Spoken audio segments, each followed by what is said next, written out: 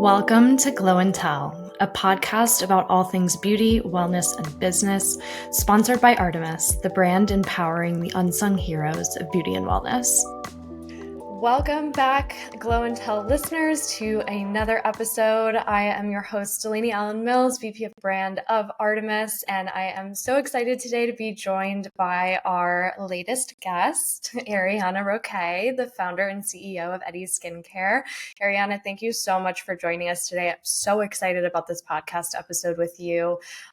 Would love to just start out by asking you a bit about your background. How did you get into skincare? Obviously we're going to talk a lot about your journey today, but where did this passion really get going for you?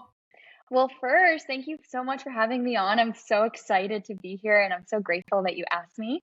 But I feel like my journey started super young. I would say even around the age of like 12 is when I really started getting into skincare. And that was really the first time I asked my mom to take me to the dermatologist office. I wasn't dealing with skin issues, but I did have like a little bit of those closed like comedones on the forehead.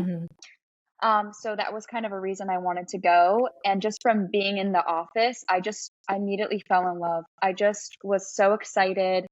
So I really started kind of building a relationship with CVS. So shout out CVS. Love that. I like just loved it so much. And I didn't really have any friends growing up or like around that age, especially. So I had a lot of free time on my hands. And then I just became obsessed. And I just started going on the weekends, asking my mom to take me to CVS, Walgreens, Walmart.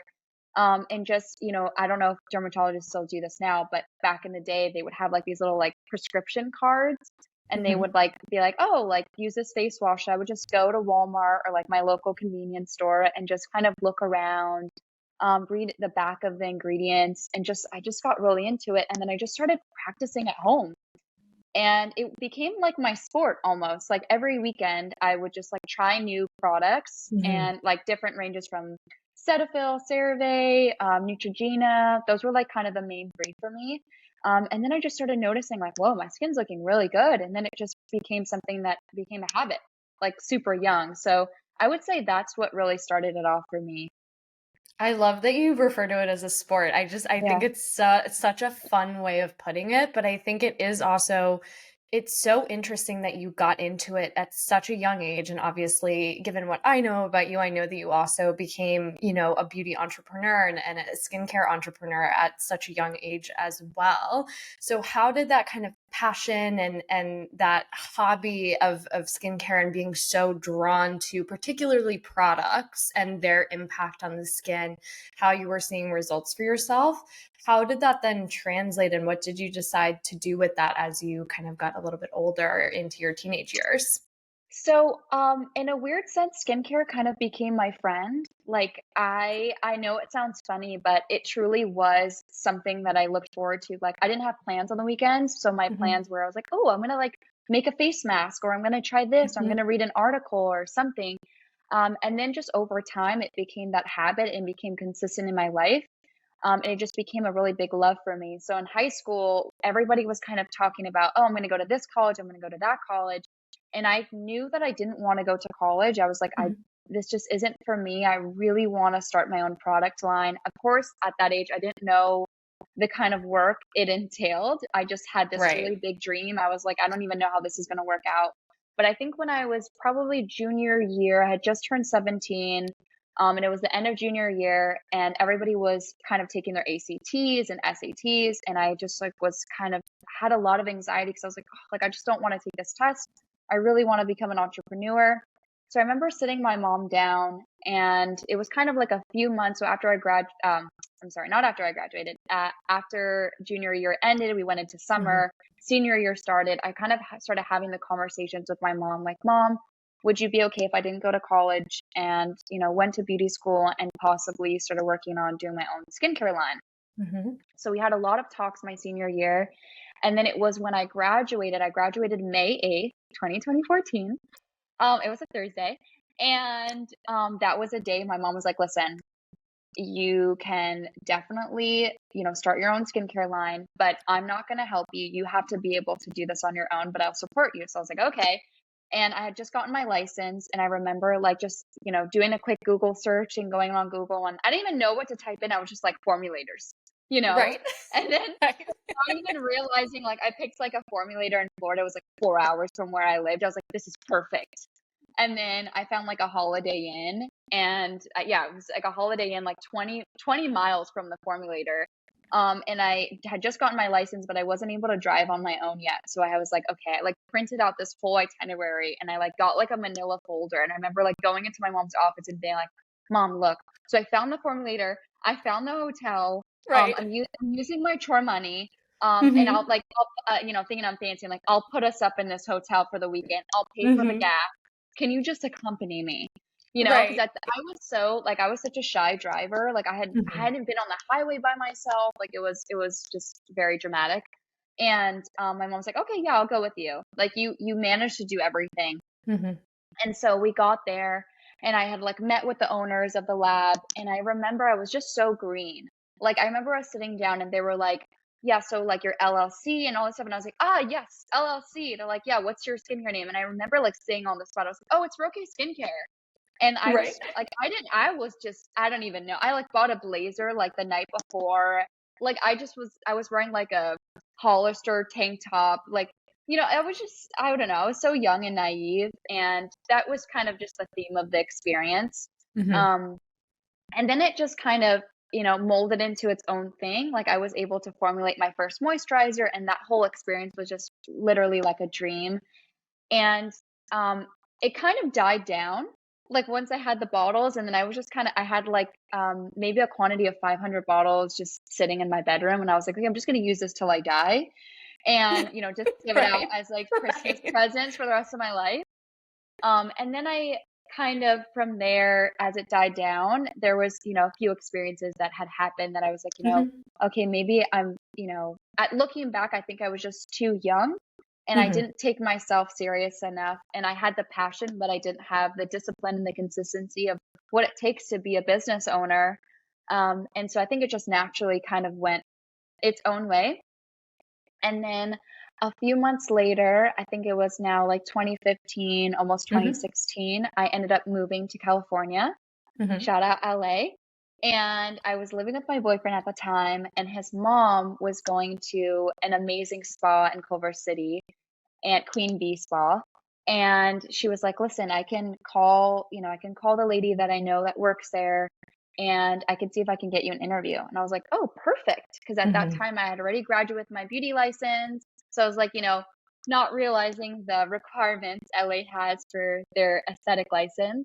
And I did what they call like a practice facial on, you could do it on Mm-hmm. the owner or another esthetician. And that's basically like what gets you in the door. Mm-hmm. So super excited, and they ended up calling me and were like, "We love you. We want to hire you. Just send us your license." I send my license, and they call me back and they say, "Ariana, we regret to inform you that your license doesn't work here in California." And I was like, "Huh? Come again?" And they Yeah. were, long story short, my requirements, it didn't meet the requirements of LA. So Right. I found myself needing to get another job because I couldn't Mm-hmm. work as an esthetician.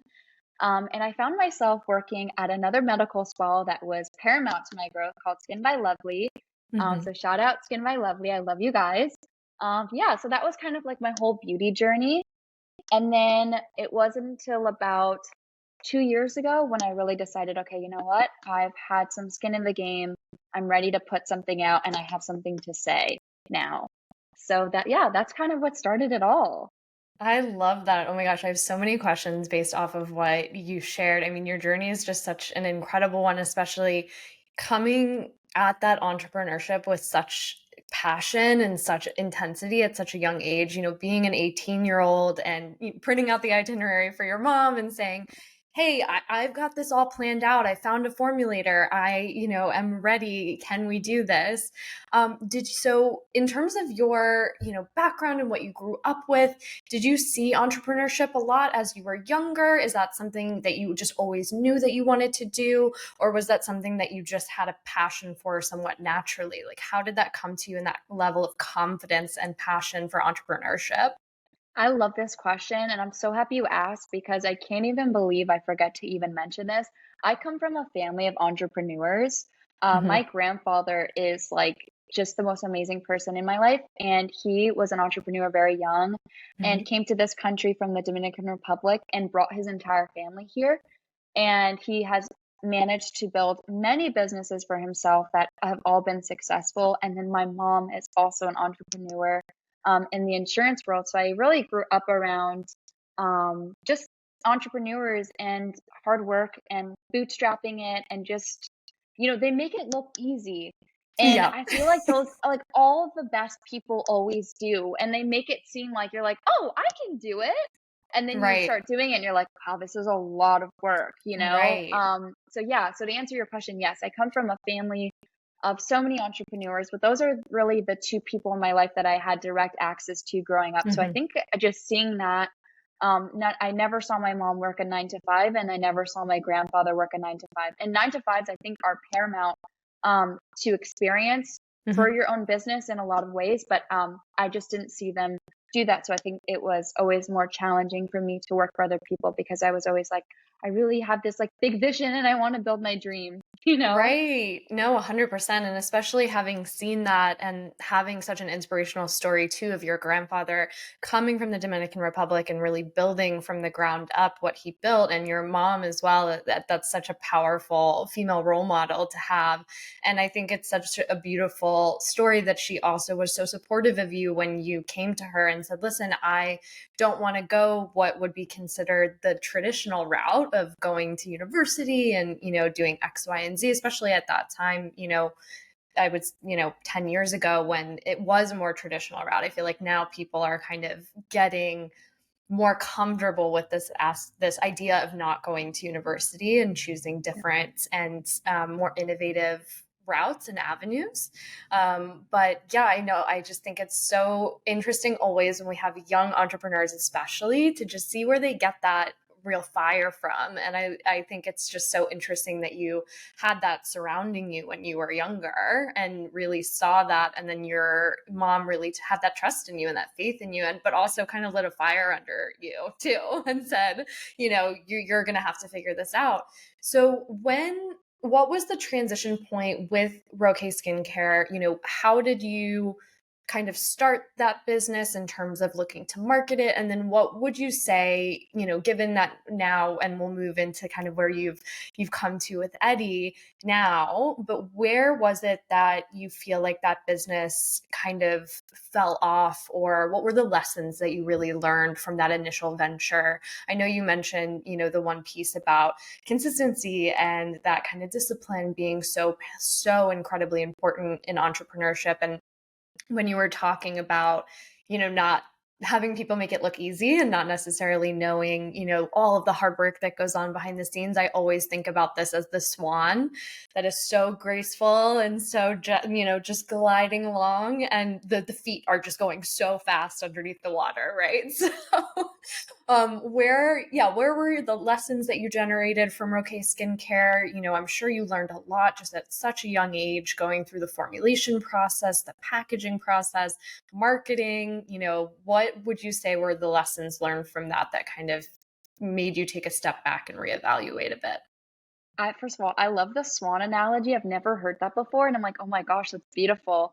Um, but to answer your question, I feel like one of the biggest lessons I learned was building your network and Mhm. talking about things, like talk about what you're doing. Like, Mm, one of the things I did when I was younger, and I think that like naivety, sorry, is that how you say it? it Yeah. is absolutely, yeah. Sorry, my English sometimes. I think that's so important for a business. Like, I think that Mhm. you need to be naive about certain things, and I definitely was. Like in my mind, I really thought at 18 years old, I'm like, of course people want to hear this idea I have, and Mhm. not in a cocky way, but I just felt like people want to dream. Like people believe in Mhm. dreams, and it was very almost like a Disney mindset that I had, and so just anybody I could talk to. I mean, we have a local grocery store, Publix. I'm not sure if they have it in Philly, but I remember just even being at Publix and the grocery person checking me out, would be like, "How's your week?" I'm like, "Oh, it's so great. I have this skincare line," and it was just. I think that's something so important because you just Mhm. never know. And I say that because my mom was getting her lashes done one time, and she was telling the lash girl, like, oh, my daughter's coming out with her own cream. And at the Mm-hmm. time, her dad was a buyer for a big beauty store. And she was like, oh, that's so interesting. Like, I would love if she'd be open to sending a sample. I would love to give it to my dad for him to, check it out. And at that time, I was I mean, I would be excited now, but I was so excited. And I think that Right. I really saw the power in just talking about what you're doing. You just never know. And people really do want to help. And that's something that I really want to harp on. Like, I've talked to so many people, and 99% of the people I've talked to have been very excited and just wanting to help in some way. So if you do have a dream, I say go out there, talk about it as much as you can. That's like the biggest thing I want to mention. Another thing is marketing. I Mm. really underestimated the power of marketing. I just thought, you know what, I'm gonna make a great product. It's just gonna sell itself. Right. It's gonna magically sell itself. And I'm like, I'm just gonna go. And also my marketing, and I still have that with Eddie now, but I do believe in door to door, and not physically going to door to door, but Mm. making appointments with people, going in Mm-hmm. person. I think with all the technology we have in the world, like nothing will ever replace that in person marketing. um, so that was something big that I learned, was just really focusing on how are you going to market this product, really understanding your story. I didn't Mm. have a story. I was so young, and a lot of people were like, you're 18 years old. Yeah, you have good skin, but what do you know? Like, you don't have the skin in the game. And I think it's like a Henry Ford quote, and I need to find out, but it was like, if you think you can or you can't, you're probably right.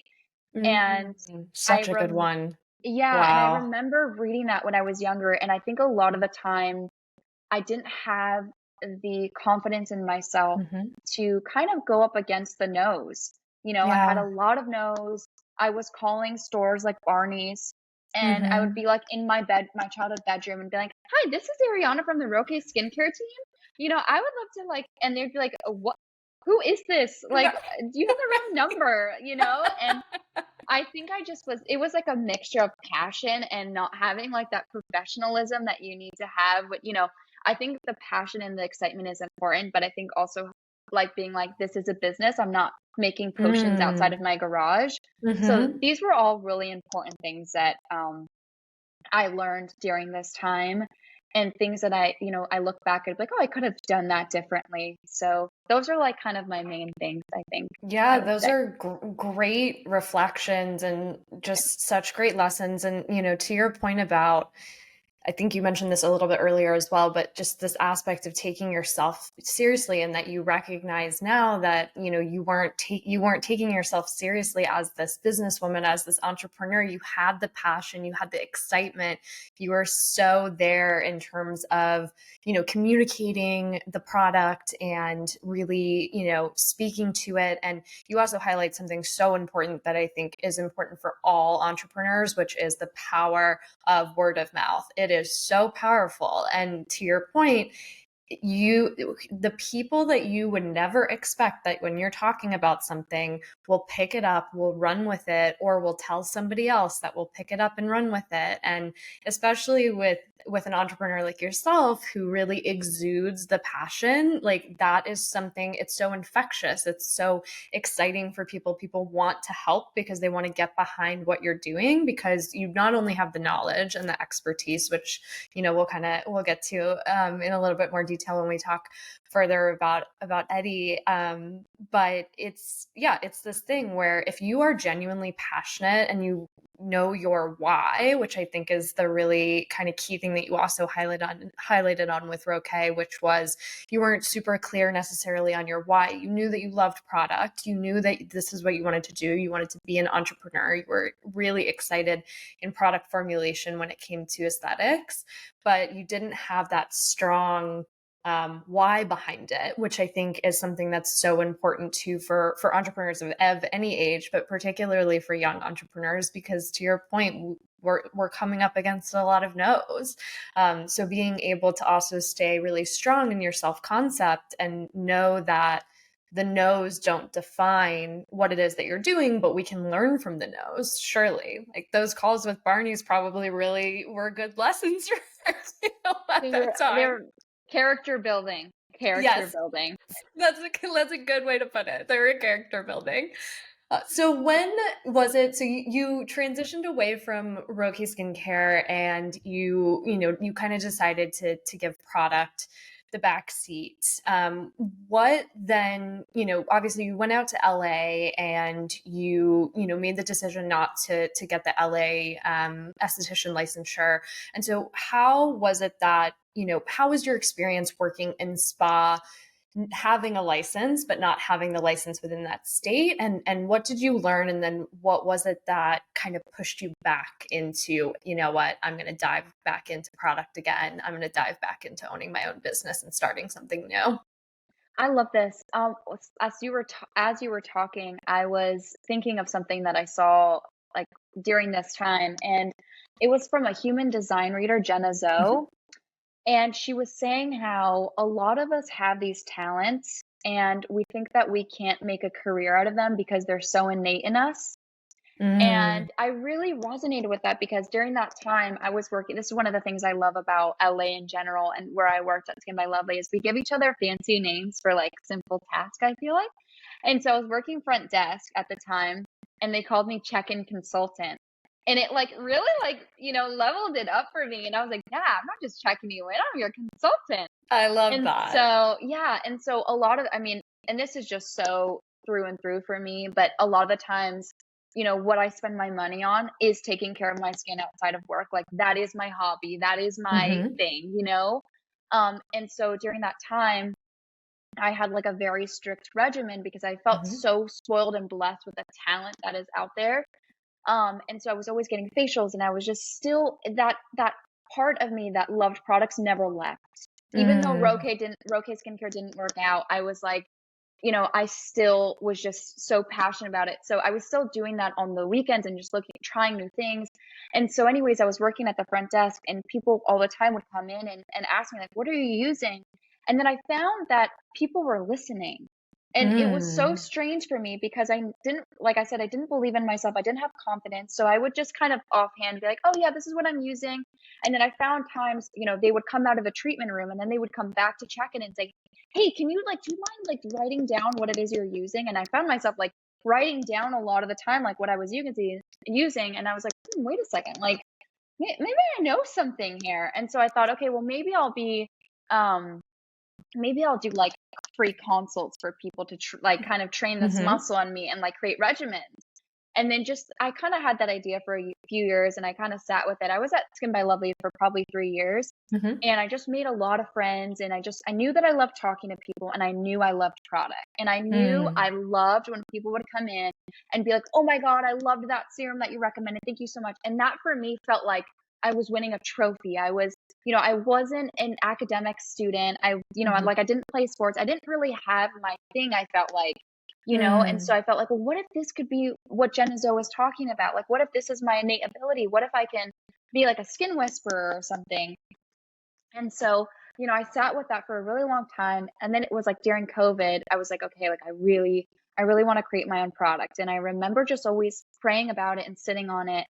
And then just through that, then it was like 2 years ago, I was like, okay, I'm really going to do that. And then it took me a full year to formulate. Amazing. So tell me more about that process of formulation. And, our listeners don't know yet, but Eddy Skincare is one product strong, which I love. And I want to hear from your perspective, why just one product, why the product that you have formulated, and also what was that formulation process like to really get it to a place where you felt so confident about this product to push it out?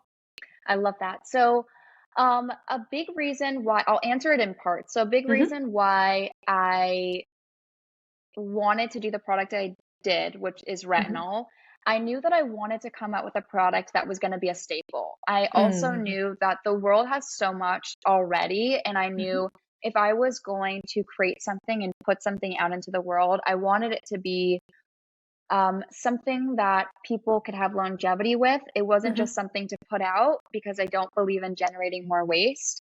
Hmm. And I also, just through talking to so many people, I knew that nobody was really in love with what they were using in the terms of Mm. vitamin A. So I always felt like, okay, there's something here. Anytime I would talk to someone, they could always be persuaded. And I Right. thought, okay, like nobody had told me, oh my gosh, I'm loving my retinol. I'm loving my tretinoin. I would never change.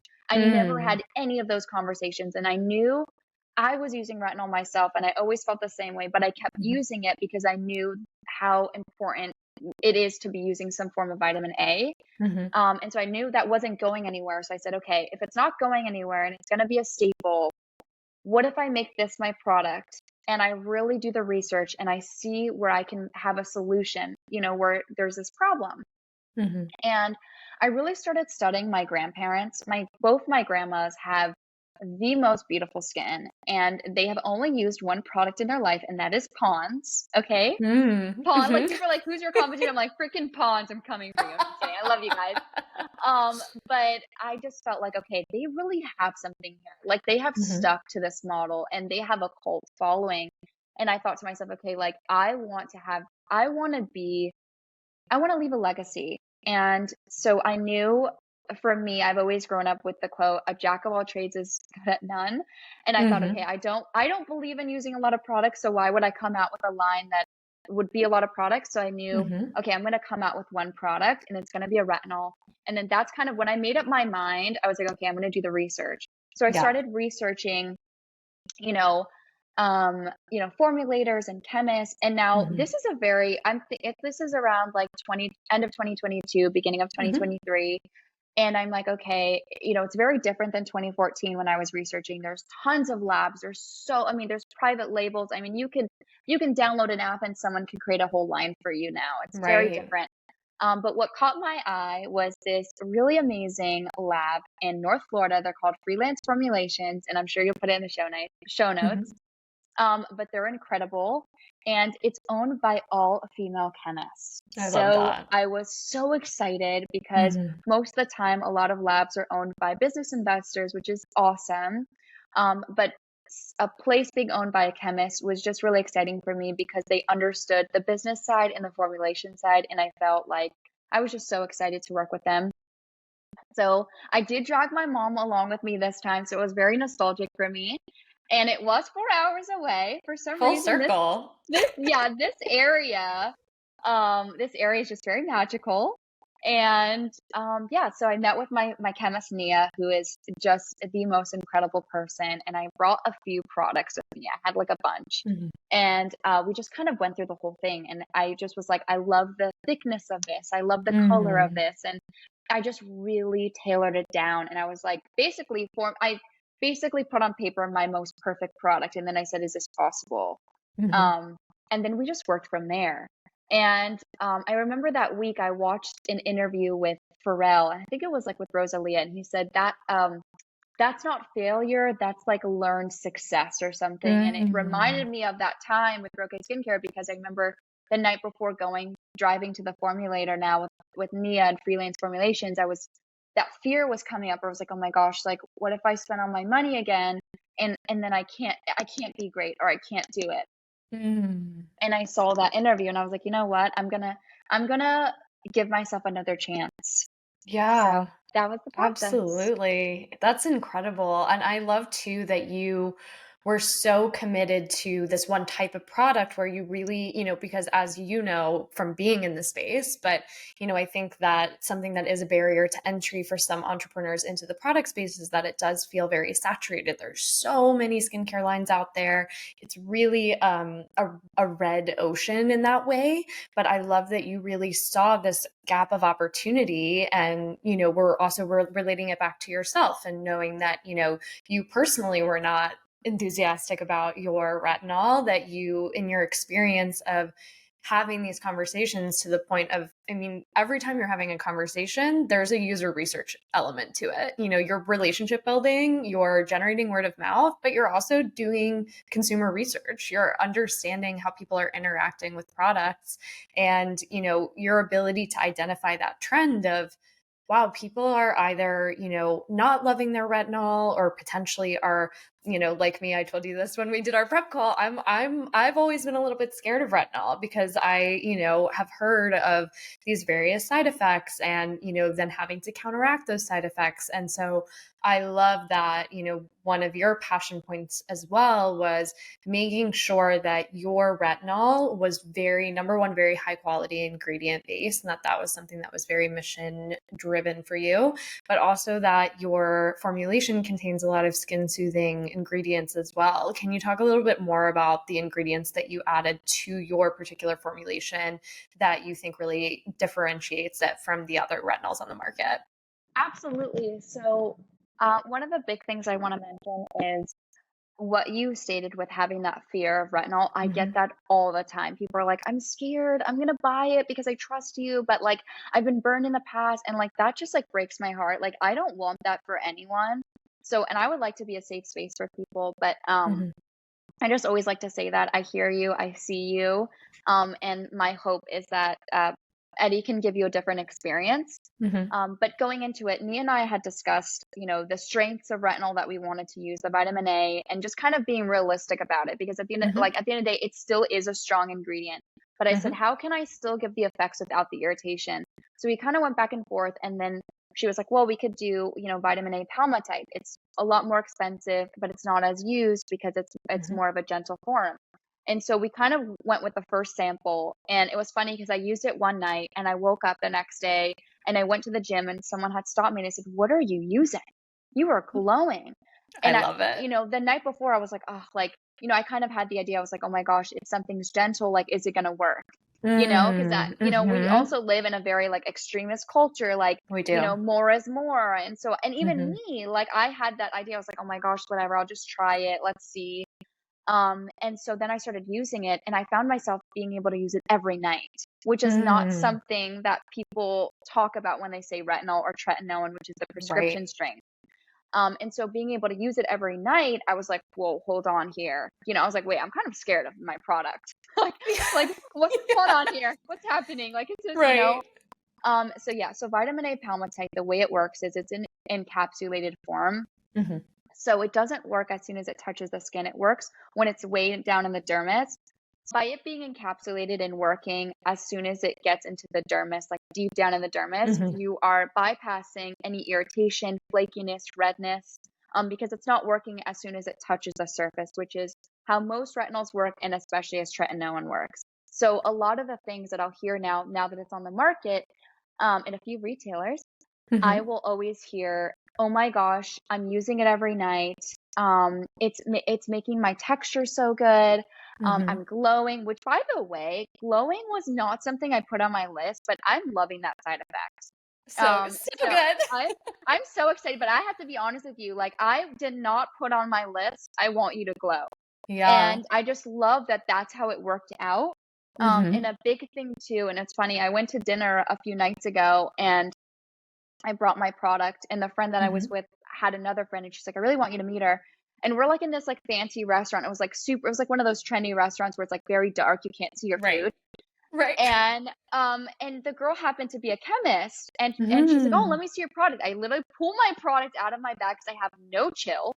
And we're I all like, love we're it. both like music blaring. We have like our flashlight on. She's like reading my ingredients. She's like, "First of all, I'm impressed with how high up all your active ingredients are," which basically means, for the people that are listening that don't know, it Mm-hmm. just means it's a higher concentration. So Right. yes, you are glowing and yes, you are getting the effects, but I think that to the degree that people are feeling it is because you're just getting more of it Yeah. than you would in other products. So, and then I also put in niacinamide in there, which is a very Mm. calming ingredient. It's a vitamin B3.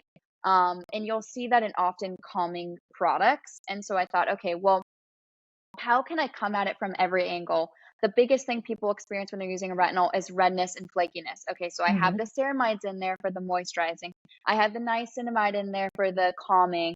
And then I put in a lactic acid and salicylic acid because those are really great for, any breakouts, helping with that cell turnover and really accelerating that. And then we, of Mm. course, have the vitamin A, which is the key, the star, my idol. Mm-hmm. Yeah. My everything. on there. And so those are like really the main things. And then something that I'm very excited that I have is borage oil. And then I Mm-hmm. have a really great vitamin E that's also in there as well. So those are like my really main active ingredients. Those are my, Mm-hmm. flex, if I will. And yeah, so those are my main ingredients.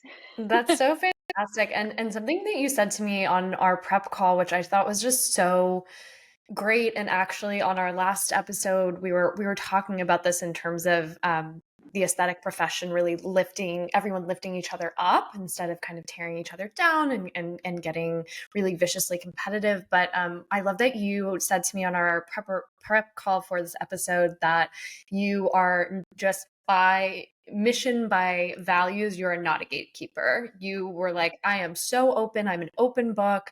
I will give you my chemist's phone number, my formulator, this, that, and the other. And I just think that's such a beautiful approach. And something that you said to me, which really resonated and I thought was just such a beautiful approach to entrepreneurship in general, was that we can have many Mona Lisas. We can all have many Mona Lisas.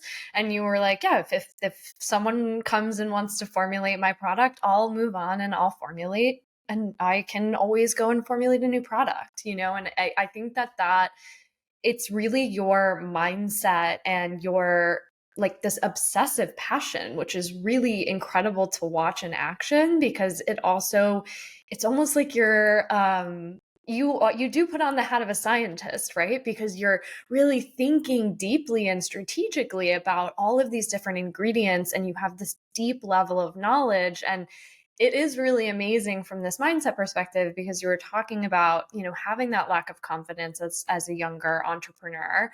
And now you've come to this space where you have so much expertise. You've been working with chemists and formulators. You had a year-long formulation process. You're so knowledgeable about all of these incredible ingredients. And obviously we'll put your socials in the caption as well. But really, all listeners, I recommend following Eddy Skincare, because Ariana just posts the best content, educational content, fun content, which is another thing, kind of a good segue, I suppose, into what I wanted to ask you about, which is when you launched Eddy Skincare, what were your main priorities in terms of getting it off the ground? Where did you really focus? What was the most important for you? And what have you seen has been the most valuable in terms of actions that you've taken towards that business? Love this question. I just love every question you ask. And one of the biggest things I knew going into it is I knew what my genius was and I knew what it wasn't. And I Mm. knew that my genius was ingredients and Mm-hmm. product formulation and working with Mia, who's incredible. And yes, no gatekeeping here. We will put it in the show notes. Um, but I knew that I wanted to be educational because, Mm-hmm. a little like to be transparent, on my personal Instagram, I was doing some bikini modeling as like kind of Mm-hmm. side hustle and stuff. And so coming out with this business, I remember someone had sent me a DM and said, hey Ariana, I'm so excited for you, but I've had a lot of people when I shared your post, a lot of people were like, who does this bikini model think she is? Like, coming out with a business. So I kind of grew like maybe like a shadow or something. And um I had this idea of like, oh my gosh, like if I'm gonna do this, I need to come out with more educational content because people are gonna probably assume that I don't know what I'm talking about, just because of Mm. this background. So I knew, okay, going into it, I need to plan my content around product formulation, why Mm-hmm. this retinol is what it is, why it's so great. So that helped me with the grid planning. And then I also knew that graphics and branding wasn't my expertise. So I Mm-hmm. think if you have the financial means, um, hiring people that can't do what you can't do, and they can do it great. Yeah. And that was something that I was really okay with giving up part of that process and letting go of that perfectionism. So I hired a girl named Sunny who's incredible, and we can put her information as well. She's so Mm-hmm. amazing. And we really sat down together and we planned out my feed week by week. And basically, I would just have to send her like all the videos and all Mm-hmm. my captions and everything beforehand. So it really kept me on track. So I think having that accountability And then really also understanding it's going to be hard work. It's going to be a Yes. lot. There are going to be days that you don't want to do it, you know? Yeah. And, motivation, sorry to say, for me, it's garbage. Like, there are some Mm. days Hot where I take. I love feel, it. like, sorry, controversial topic. But there are days where I'm like so motivated. I'm like, yeah, I'm gonna do 3 reels today and blah blah. And then there's days where I'm like, I'm deleting this account. Nobody cares. Right. Like, Right. I just have those days. And Right. so I think like having that discipline, and I think I told Mhm. you a little bit before we started talking, was I read something from James Clear recently where he was saying that the key to consistency is adaptability. So the weeks Mhm. that I'm busier, I just, maybe lessen my time that I am able to focus on something, but I still get it done. So just being consistent, being disciplined. And then this is kind of like a little sidebar tangent, but a long time ago, I read from this yoga teacher, and this always stayed with me, and hopefully it'll help someone else. She did a silent retreat, Mhm. and she said that, from being silent, nothing had happened during that retreat. But she found herself getting into the cycles of being annoyed, being angry. And she thought to herself, well, nothing's happening to me for me to feel this way. And so she Mhm. basically talked about the natural process that our body goes through. So basically, I took that as, don't always listen to everything you think. Some days you're Yeah. going to wake up and you're going to think nothing is working. And then you may act on that. You may act like, okay, nothing Mhm. is working, so I'm not going to work on what I need to. And it's like, don't listen to that. Keep going, keep that forward momentum, keep those action steps. So I feel like that was, you know, long story short, everything that went into my Instagram planning.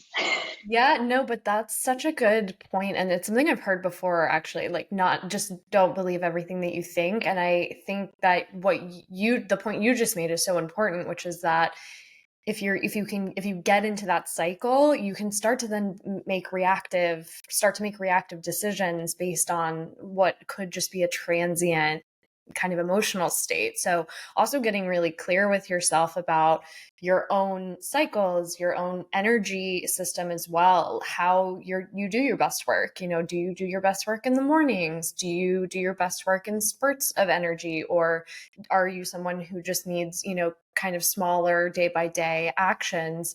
But you do highlight the most important thing, I think, with any professional, but certainly any entrepreneur, which is just consistently showing up every single day. And it will look different every day, but it's just consistently pushing forward. And, some days, I think we actually talked about this on an earlier episode, where someday it's not that every day you're going to be getting the ball from one side of the field to the other side. It's some days you're going to move it, a centimeter, but other days you might, get a few feet, which would be great.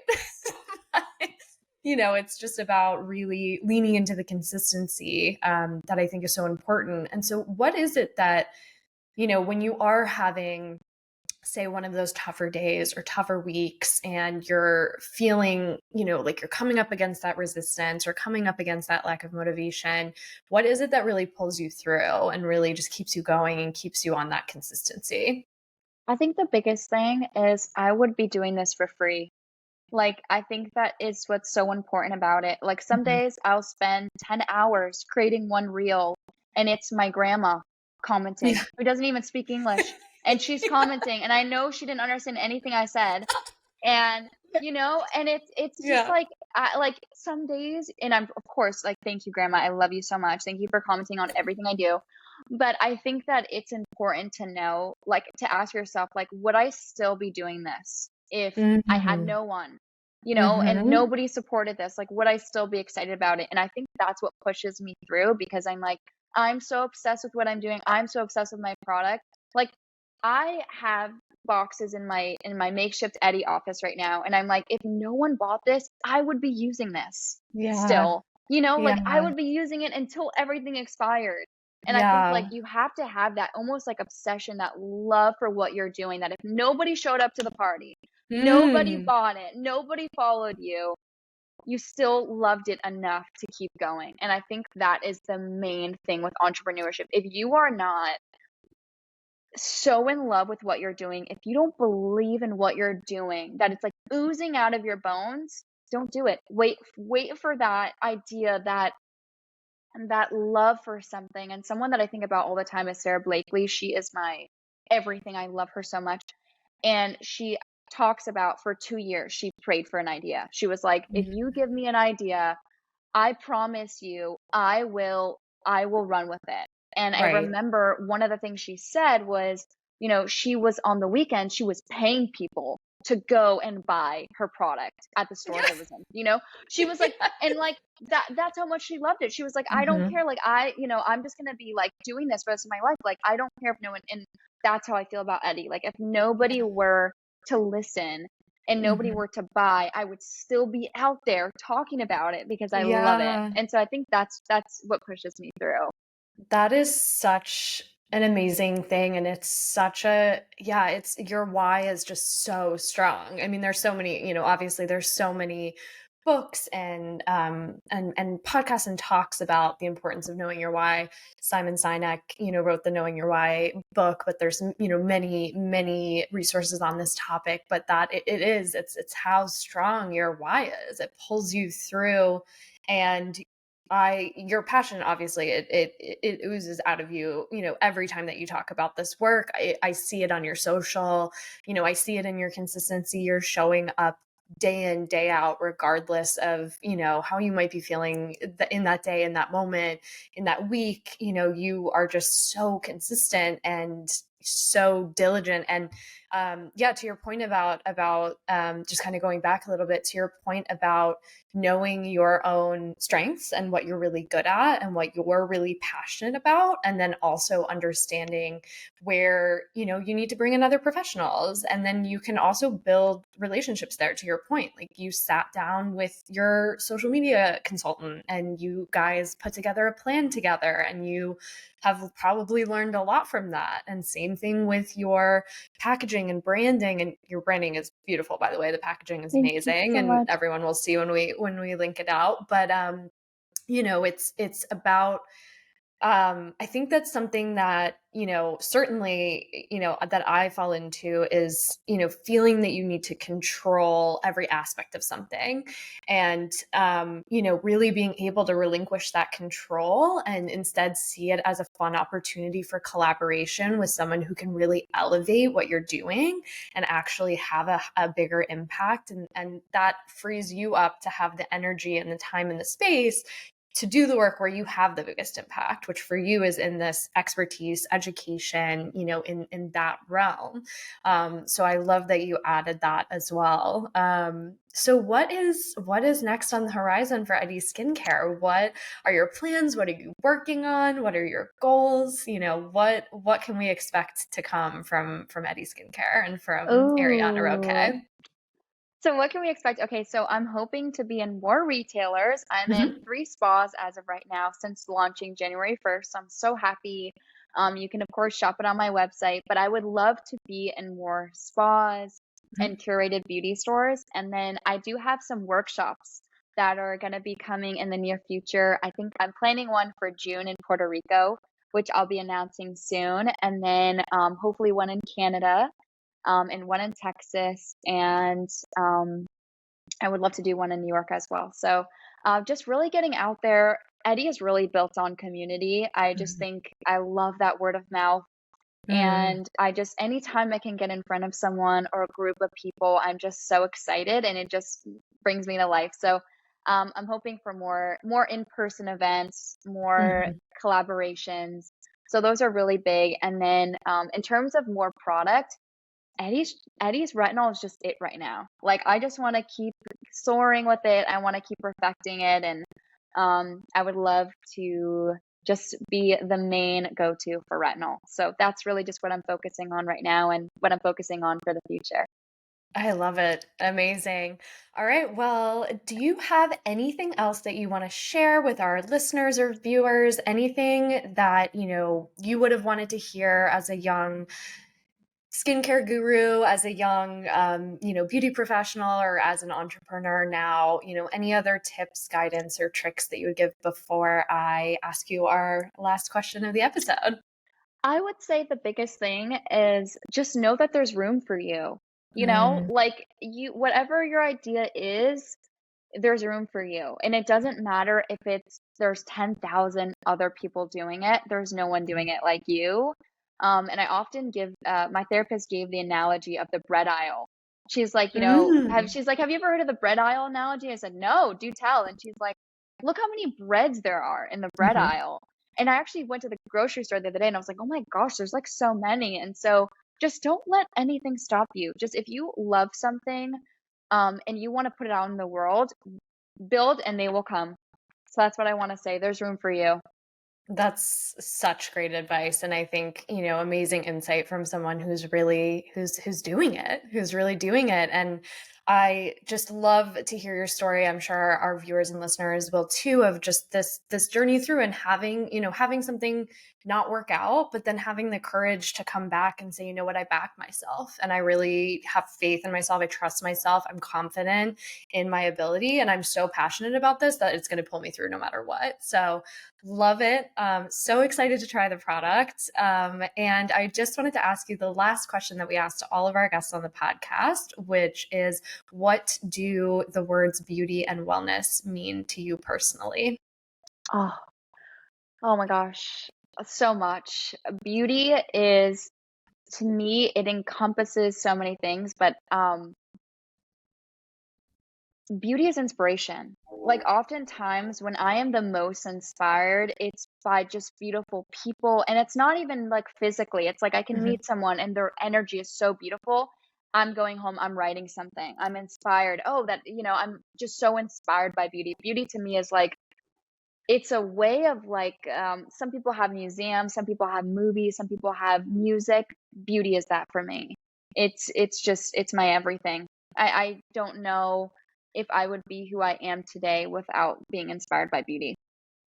That's And such a, yeah, go on. yeah, no. And wellness, I mean, wellness encompasses everything. I was always very attracted to anything that would mean some type of vitality for me.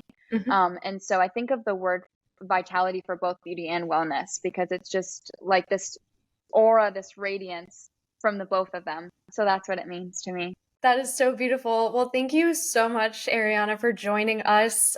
We will, of course, put all of the information down below in the caption. Thank you so much, Glow and Tell listeners. We will see you back here for the next episode. Thank you so much again, Ariana. And everyone, please do go check out Eddy Skin. Thank you. Bye. Thank you for listening to Glow and Tell. Please like, subscribe, comment, and follow anywhere where you listen to podcasts. We'll see you next time.